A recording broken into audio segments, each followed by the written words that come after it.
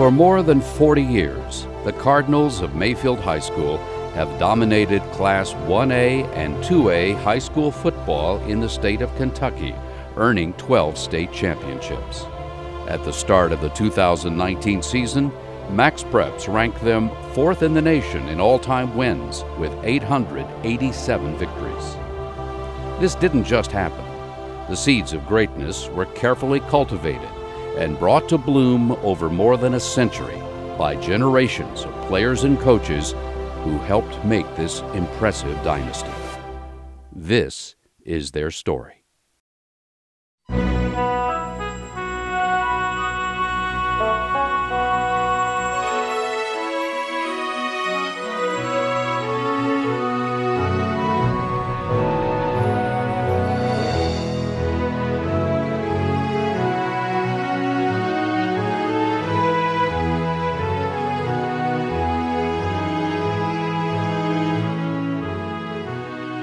In 1911, 12 Mayfield High School boys came together to form the first Cardinal football team.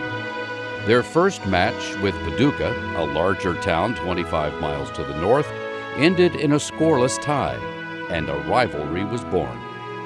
From the beginning, the community was all in, something that hasn't changed over more than a century. Our guys will get to play in front of 4 or 5 packed houses a year, plus other great crowds at other people's places, and it has a lot to do with our community. Our community supports it as far as just coming to the game, as far as making a Mayfield Cardinal be special. The 1919 Mayfield Cardinals were very special indeed. Under head coach Carlisle Cutchins, they had become a power, not just in the state, but the entire region. The team rolled up 5 quick victories, including a 26-0 shutout of Jackson, Tennessee. It took on any and all comers, playing the many times larger Memphis Central High School to a 7-7 tie on its home field before an increasingly enthusiastic Mayfield crowd. Weeks later, Mayfield took on even larger Memphis Universal School, beating them 7-0 on quarterback Watsey's 30-yard scamper to the 1-yard line, where the Mayfield Messenger reports he was knocked unconscious by a vicious tackle. Teams as far as the names on this, what positions and what they did. C's nephew, Eddie C., has collected a treasure trove of rare photos of the teams from that era and remains justifiably impressed with what the 1919 team accomplished. And they've got the schedule, and this thing says, this is 1920, they're calling their stuff on the schedule the champions of Kentucky and Tennessee. Wow. That's what they're saying on that. But they beat everybody. The biggest obstacle the team faced that year might have been from the weather. The Messenger describes a rain-soaked trip to Paris, Tennessee, where 2 of the starters didn't even make it because their car became mired in the mud. Once on the sloppy field, however, Mayfield won in a blowout. By the time they crushed Paducah-Tillman 85-6 on Thanksgiving Day, people had started calling the Mayfield squad the Wonder Team. Many of the starters earned all-state honors. Several graduating seniors played football at the next level. Clifton Lemon played at Center College. Ted Brewer, John Reed, and Fatty Davis went off to Kentucky. And William Lindsay Hale traveled to Houston to play for Rice. Roscoe Cross didn't play football, but showed his academic prowess instead, becoming a Rhodes Scholar and earning a law degree at Oxford. Even with the loss of these outstanding seniors, the Cardinals were just as good in 1920, again going undefeated. So good, in fact, that Tillman, after the drubbing the year before, declined to play Mayfield that year. These rare photographs from Eddie C.'s collection were taken during Mayfield's 1920 game against Memphis Central, a rematch from the previous year, and a hard-fought contest that likely had its share of unnecessary roughness penalties. The early 20s continued to produce great Mayfield players. In 1922, Gilbert Mallory, the team captain, won all-state honors and received a scholarship offer from Brown University. He turned it down and his family says he never really explained why. Competition from other high schools in the state no doubt improved during the decade of the 1920s, and the Cardinals weren't quite as dominant. But in 1925, Mayfield edged Tillman 3-2, a game notable for Mayfield's Weldon Nappy Yates scoring all of the game's points. Yates booted a field goal on the first drive, and in the game's waning moments, with the Cards holding a slim lead and backed up against their own goal line, he was tackled in the end zone for a safety, thereby securing the victory and a place for himself in the record books. The 1930s brought the Great Depression and a grim time for America, but the Cardinals kept Mayfield's spirits up, recording only 2 losing seasons during the decade. In 1937, Eddie C.'s father, Gardner C., was the quarterback, and he passed on stories about some of his colorful teammates to his son. There's a player I thought was sort of interesting. It's Mike Linebaugh's father-in-law. His name was Bootsy Watson, and he was a guard for Mayfield. Big, strong guy. Big head, big everything, big. And his head always got hot. And this is verified in the paper. He hardly ever played with a helmet. And Dad said Dad was a quarterback, and at that time they didn't. It's not like today. It was a running team like what Murray High used to have, like that wishbone stuff. The quarterback ran the ball, and Bootsy would just pretty much would be the blocking guard, and he could knock 2 or 3 people down, but basically he just waved his hand and said, "Gardner, follow me." Dad just followed. The 1937 team not only contained colorful characters, but also some talented ones too. That's Dad's picture right there, and he was quarterback. And this guy's name is Casey Stevenson. This Casey was Dad's backup. Dad was last year, and this guy was. He didn't look young, but he was maybe a freshman or something. Mm-hmm. When Dad was finishing up in World War II or something like this, they got the Stars and Stripes, and these buddies were asking, and said, "Who's this guy from Mayfield that's going to play in the Rose Bowl?" And they mentioned Dad didn't know, he'd been gone. And they said, Casey Stevenson, "Oh yeah, he was my substitute." Casey Stevenson went on to play for the Tennessee Volunteers in the 1945 Rose Bowl, and he was drafted in the 7th round by the Green Bay Packers. Almost from the beginning, the Mayfield Messenger was the community's unified voice urging the Cardinals on to victory. Sports editor Jack Anderson began a tradition of Mayfield sports reporters writing stories building up Mayfield's next opponent as an unstoppable force, only to report the next day that the Cards had prevailed. The practice continued for decades. Following World War II, the Cardinals returned to dominance, going 9-1 in both 1947 and 48, winning the West Kentucky Conference both years.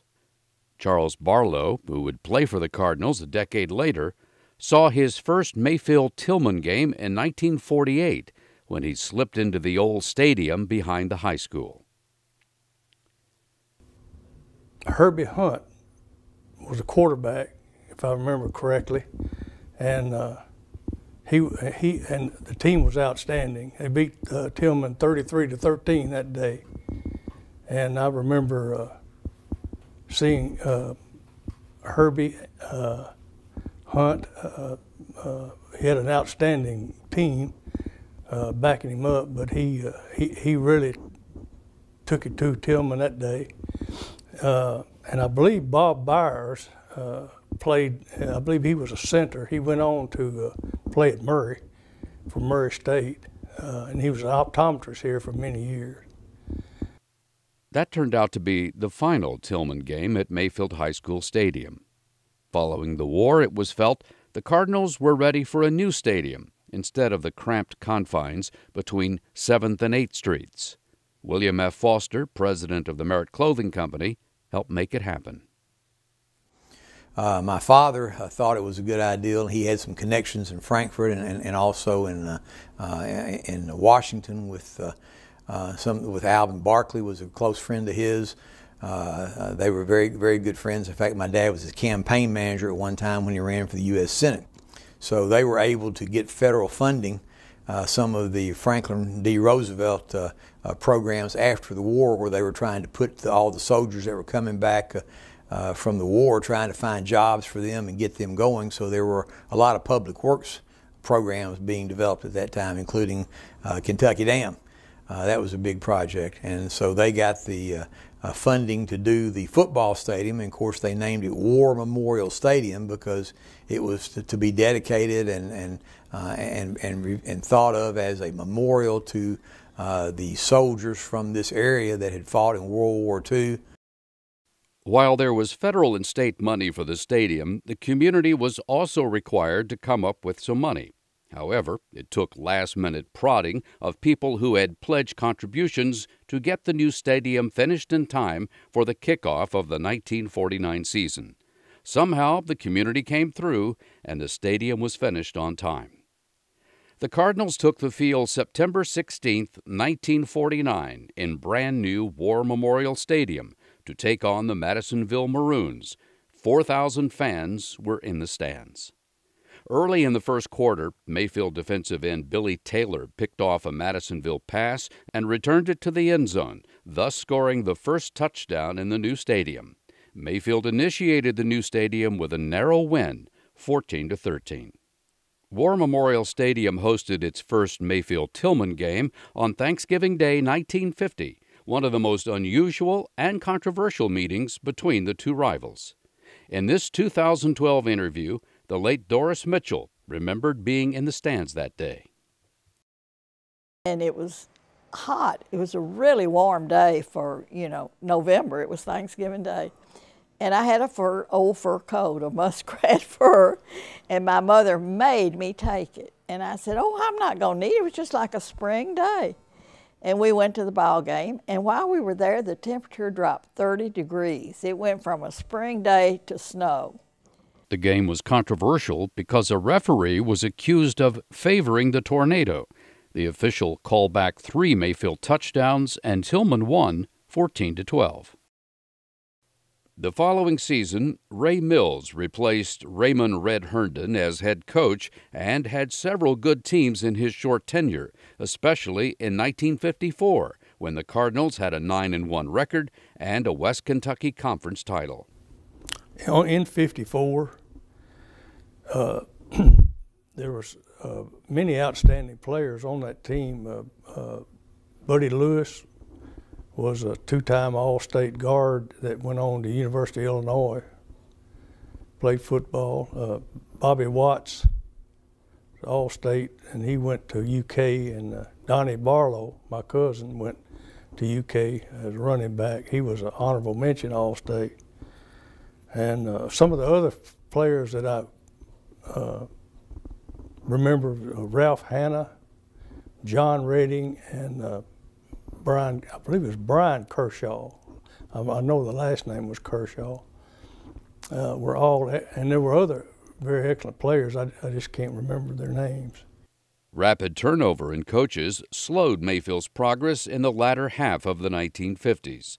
When Mills stepped down, Jess Crawford filled in for a single season before he was replaced by Bill Tucker in a season that began with bluster but ended in disappointment. Well, first of all, Bill was Bill had an ego. He came down from Corbin, which has been an Eastern Kentucky perennial powerhouse for years, and said, I'm going to teach you boys how to play football. And Bill introduced what they call the wide tackle 6, which is one of Jerry Claiborne's defenses when he was at UK. Well, it didn't work here. The philosophy was give them 2 yards and that's it. It's called a waiting defense. I'm not that smart enough to explain the whole procedure and how they line up, but Bill thought he was really going to be a winner. I think he finished 3-5-2. So he got whacked a couple of times from the teams in Western Kentucky, and they said, well, we show you how to play football too, Bill. And they did. And they did. Then in 1958, Mayfield's football fortunes changed when Virgil Raines was hired as head coach, and he hired Lewis McDonald, whom he had coached against in West Tennessee, as his assistant. Oh, it was extremely important. At the time, we didn't know what we were getting. You know, Virgil just gotten out of Tennessee Tech. Coach McDonald being a Tillman graduate, we didn't know how he was going to fit in with the Mayfield folks here. But those two guys rebuilt the program. They actually rebuilt the program and got the foundation that it's on today. They really did. But the turnaround didn't happen overnight. Going into the 1958 Tillman game, Mayfield had no hope of a winning season, but against heavily favored Tillman, they did have hope. With teammate Jim Bryan, Mel Dowdy was on Mayfield's underweight defensive line, where his relatively small size and quickness turned out to be an advantage. I was playing nose guard. I could go between his legs. I could shoot the gaps. I wasn't touched all day. I had 13 sacks. You talk about bringing the group alive is when Lukowski went back to pass, he was going down. And they didn't catch on the whole game. They didn't, I mean, they could have fell on me as I went by. That's the only way they could have stopped me. And Jim was the same way. We were shooting the gap all day long. Mayfield quarterback David Malone and star running back Cody Drake kept the offense in the game, while the Cardinal defense, trailing 12-6, backed Tillman up on its own goal line late in the game. I was playing center guard, and the play before, they had punted. I'd touched the ball. There was a penalty, and they sent Jim in, and I stopped him. I said, "You can get the ball." Well, that's what they sent him in for, and he did. He blocked it, and he went straight up there, and my comment is Larry Wilson, our end, the only thing he probably caught all year was that ball. They tackled him. He fell over the goal, and so we tied him. And I mean, it was a huge victory for us at that time because nobody expected any kind of outcome like that. Tillman went into the game, according to all the sports writers, a 40-point favorite, and Mayfield played them to a 12-12 tie, the last Thanksgiving Day game. So that was a real victory, and I remember that being kind of a turning point in the psyche of football in Mayfield. It's just, you know, that tie was a victory that kind of pushed them forward. And for Mayfield newcomer Ron Gentry, who moved from Union City as a high school senior, that signature game was his introduction to Mayfield High School football. And it was just hard for me to believe that a high school would draw that much attention to a football game. I mean, I came from a small town. You know, if we had a couple hundred people at the game, that was really it. My first game at War Memorial Stadium, about 5,000 people there. And I was just totally blown away by it. But building a winning program, one based on the fundamentals, takes time. The 1959 season was another lean one for the two young coaches, assisted by Miles Willard. The team was young and talented, but short on experience. The Cards' record was a dismal 2-6-1 heading into the annual Tillman clash, now played in early November, but the upstart Cardinals prevailed handily 18-6. The upset win set the stage for 1960, when the team would be both talented and experienced. Coach Raines also saw a way he and Coach Mack could raise players' experience level before they reached the varsity.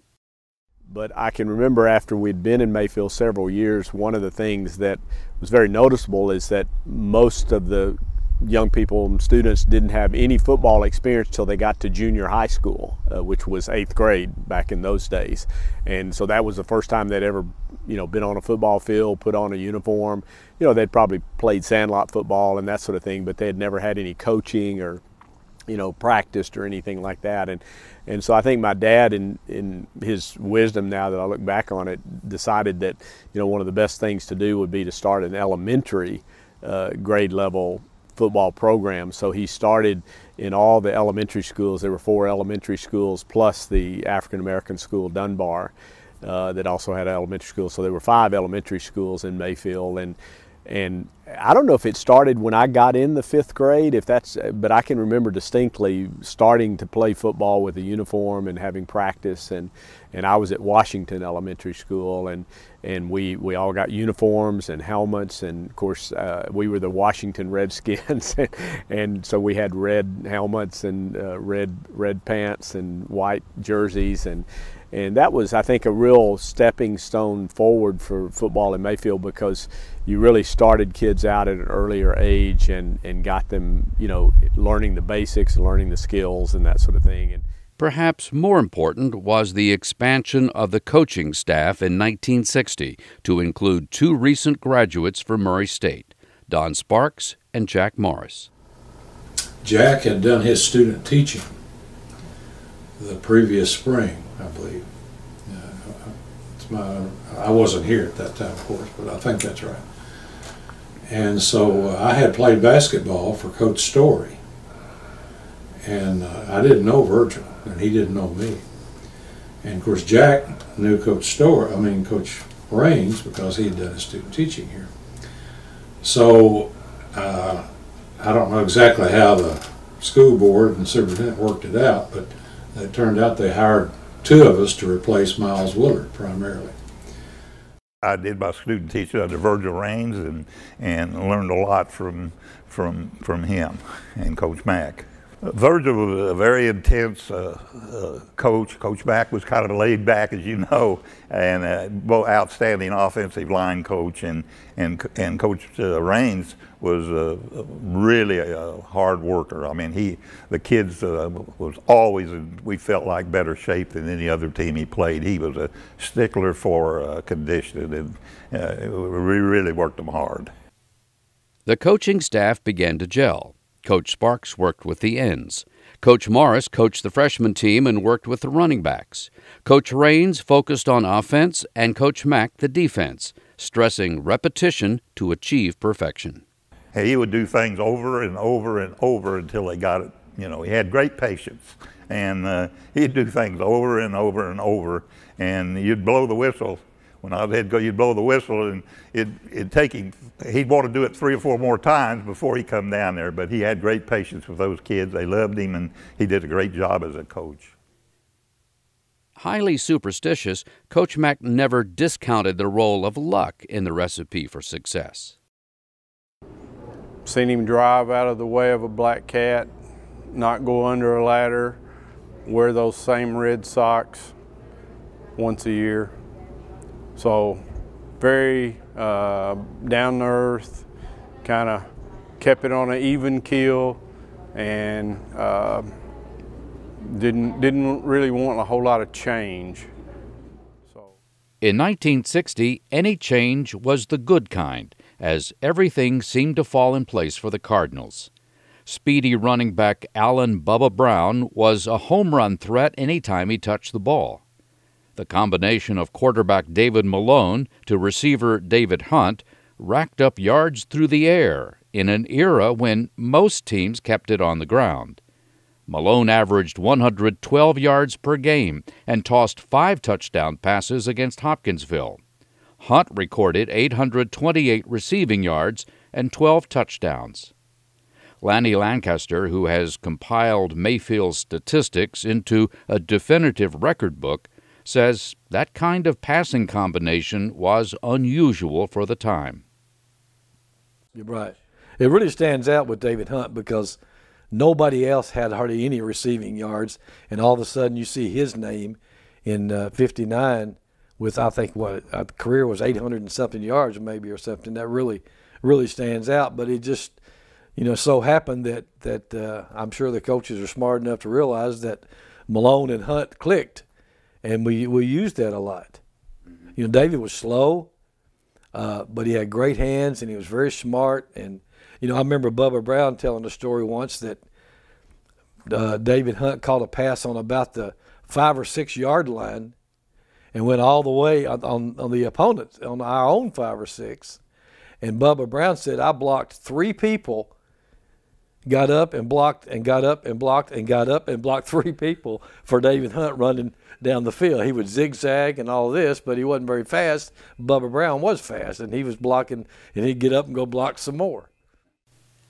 In the end, however, it wasn't enough to get past highly ranked Tillman, with the Tornado prevailing 21-14. 1961 was almost a carbon copy of the season before, with junior quarterback Joe David Smith leading a high-powered offense that included speedy running backs Ronnie Laird and Bill Stone.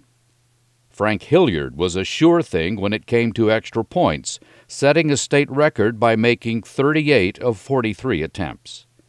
Despite some impressive wins, including a 56-7 blowout of Bowling Green, the 61 Cards fell to Tillman 35-19 and once again missed the playoffs. Though 1960 and 61 showed great promise, the 1962 season was a disappointment. But it was notable for one positive development. The coaching staff had put out the welcome mat for students who transferred from Dunbar, and in 1962 George Hale was the first to walk through the door. It was a clear signal that, as far as the Mayfield Cardinals were concerned, the only colors that mattered were red and black. A blowout win over Louisville Wagner was about the only other high point of the season until October 24th, when highly ranked Louisville Male came to town. Mike Griffin was a sophomore and a starter on the 62 team, and he spoke to us from his home in New Orleans. When that team came down there, when they came out of that locker room onto the field, they were huge. They were big. There was a lot of them. We had a small squad. There must have been 100 of them. I never saw as many players. They just kept coming out on the field. And they were big. And I remember vividly the guy I was playing against. His name was Christensen. I never will forget his name. His right leg weighed more than my whole body weight.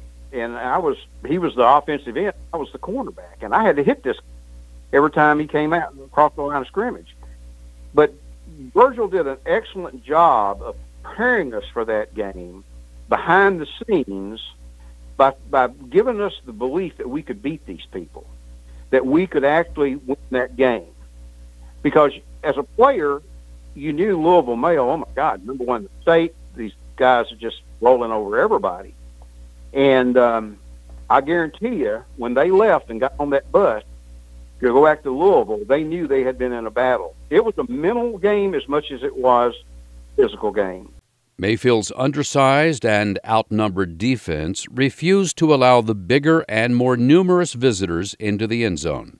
The home crowd, which had prepared itself to witness a massacre, couldn't believe what was happening on the field, watching a game that has to be on the short list of the greatest games the Cardinals ever played. They'd drive down and they'd get within 10, 15 yards of the goal line, and we'd stop them dead. They'd give us the ball, we'd drive, and they'd stop us. It was a defensive battle. They beat us 7-0 with a long pass with 2 minutes left to go in the game. And Marion Spillman was the defensive back, and this big boy, he was 6'6", I think, for high school. He just jumped up over Marion and caught the pass, and that's how they beat it. But I remember the stands. I remember the people in the stands, Mark, standing up and applauding every time we would stop them. And then at the end of the game, I had tears in my eyes. It was unbelievable. The whole stands just stood and cheered and cheered and cheered and cheered. Even though we lost the game. After the brilliant start to the decade, the Cards remained in rebuilding mode over the next 2 seasons. The 1963 season, however, would be the last losing season the Cardinals would have. In 1964, they posted a winning record of 6-2-2 and tied Paducah Tillman 14-14. The 1965 season was better than anyone expected, even without a lot of offensive firepower. But the Cardinal defense was relentless, and quarterback Bud Kwok was Mayfield's main offensive threat, moving the ball both on the ground and through the air. The Cards enjoyed a decisive 27-7 victory at Tillman that year, winning for the first time since 1959. If not for a 12-0 loss to top-ranked Hopkinsville, Mayfield would have won the West Kentucky Conference and made the playoffs. The 1966 season was heavily dependent on underclassmen, with only 8 returning seniors. Joe Slaughter and Earl Watts were co-captains of a squad teammate Richard Chapman calls the Thin 30 by the time it took on heavily favored Paducah Tillman at War Memorial Stadium. Virgil made us run out 10 yards apart because we only had 30 people on the team, and he wanted to appear to the crowd that we had a lot more players on the squad than what we did. Of course, then we had to line up, and they had about 70 on the other end. We had the thin 30 on our end. But the outnumbered Cards rallied to knock off Tillman for a second straight year, 14-6, setting off a wild celebration on the field and in the stands, and a search for souvenirs. At the end of the game, they threw a long pass, and my friend Jeff Wilson caught the pass on the bounce and ran up the tunnel and stole the ball. The referees kept looking for it. He never told them where it was, and it laid under the magnolia tree at his house for about 15 years after that, and I've got it in my attic right now. The following year, many of the starters on both offense and defense returned. Behind an all-senior backfield, Mayfield was nearly unstoppable, with a 14-12 loss to Cape Girardeau, the only blemish on its record, as it took on Tillman for the West Kentucky Conference title. On a muddy field, the Cardinals prevailed, making the playoffs for the first time. The following week, the Cards defeated Daviess County to advance to the State AA semifinals, before losing to Elizabethtown 14-6. After nearly a decade of stability, it seemed the football program was on the brink of greatness. But then Coach Sparks became the head basketball coach, and Coach Morris took an assistant coach job with rival Tillman. Ralph Colby, who was the head coach at Paducah Tillman, called me to take a job there, and as a on the varsity as a kind of like a coordinator, or the offensive like coordinator type thing. I went there and stayed 1 year. And with Jack Morris on the Tillman sidelines in 1968, the Cardinals were at a distinct disadvantage, losing to the Tornado 21-7 and missing the playoffs. Then Coach Raines decided to leave coaching, creating a vacancy in Mayfield and further threatening the coaching continuity that had led to the program's turnaround. Fortunately, fate intervened. Hard Rock Gibson, who was on the board, called me and wanted to know if I would take the job. And I said, well, I certainly would be happy to take it. I love Mayfield and I love Paducah both. But I'd just been there 1 year, and so I decided I wanted to come back and be a head coach, and that's when I started. I come back in 1969. I drove to Paducah and went to his house, and I think he was the first hire I made. I might be wrong about that, but I said, Jack, come back to Mayfield. Virgil had left and gone to Annie Gardner. And was that a good hire or not, Mark? They just saw something kind of special in Jack Morris. And so when Virgil did leave, I understand the job was offered to Lewis, but he did not want to be a head coach. And so they turned around and offered the job to Jack, and he took it. And really the rest is history, becoming one of the winningest coaches in all of Kentucky football.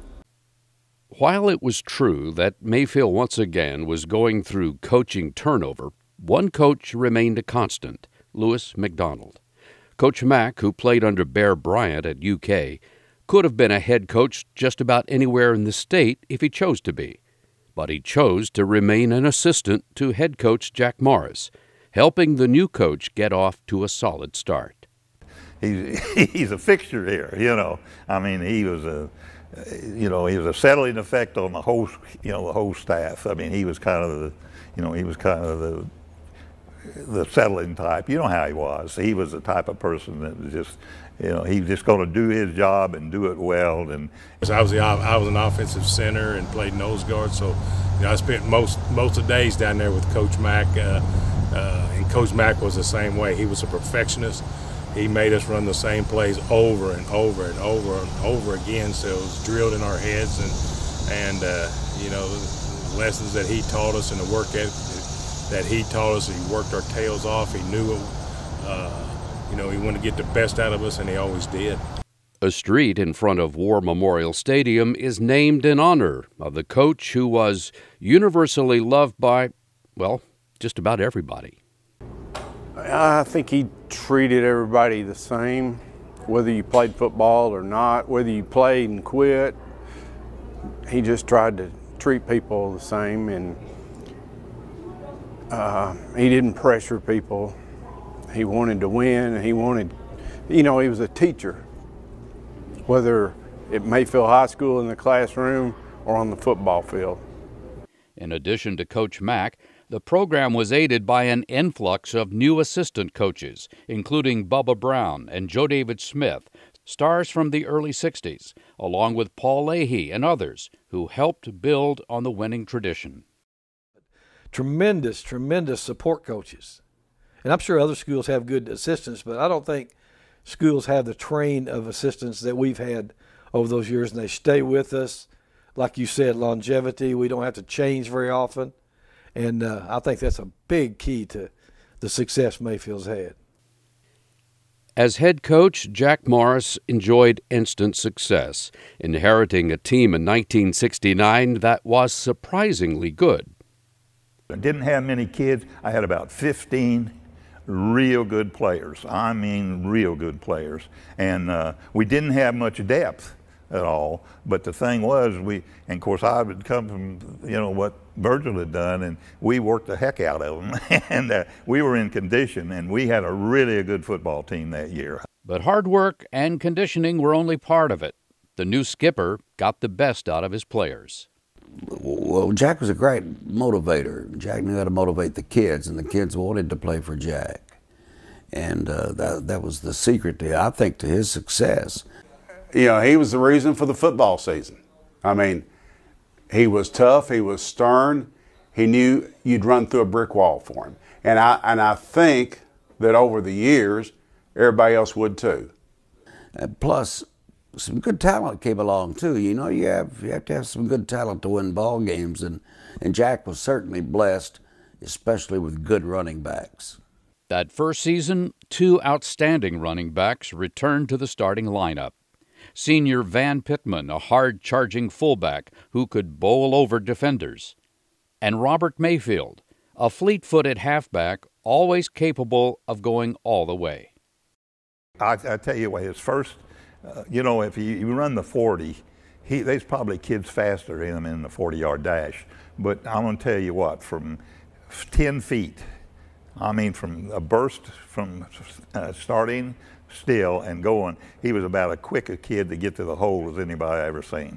He really had great quickness. This undermanned team surprised all the experts by going undefeated in the regular season, winning the West Kentucky Conference, raising expectations for the 1970 season.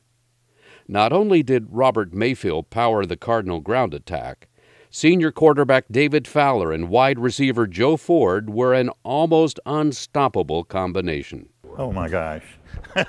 Well, it's probably, they've been a lot of good athletes in Western Kentucky. I'm not just going to say Mayfield. There've been a lot of, really, good athletes.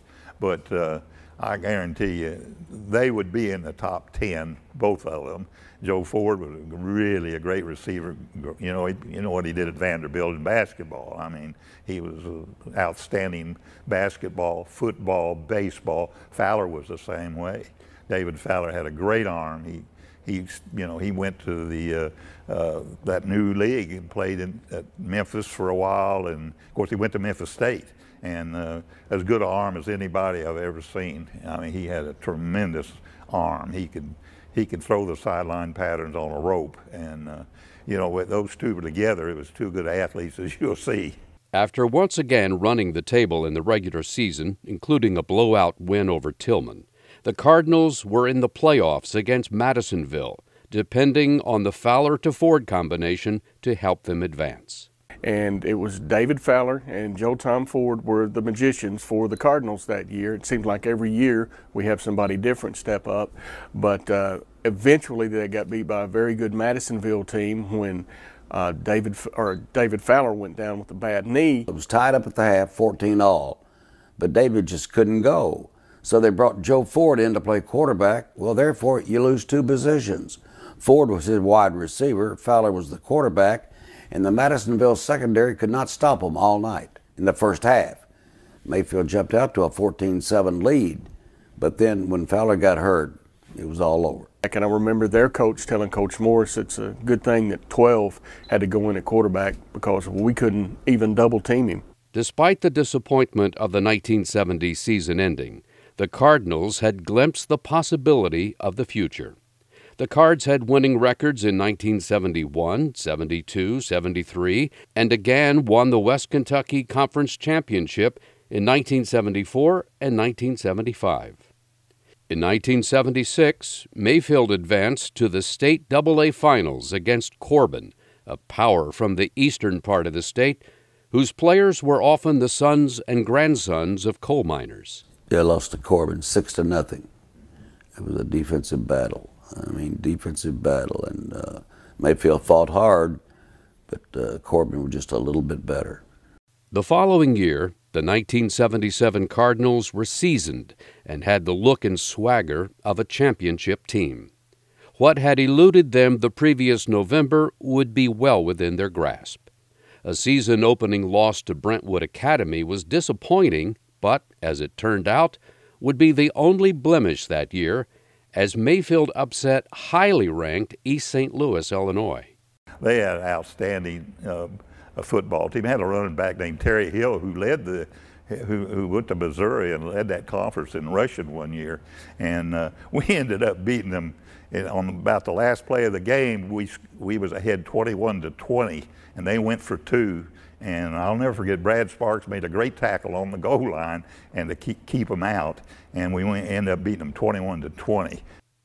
Coach Morris sees the victory as a turning point to the season, as the Cardinals knocked off Tillman 14-7, powering their way through the regular season, the playoffs, and to the state championship game, a rematch with Corbin. On a cold and windswept field at Eastern Kentucky University, the Cardinals came from behind in the second half on junior fullback Jeff Jackson's electrifying 78-yard touchdown run to take a 14-7 lead.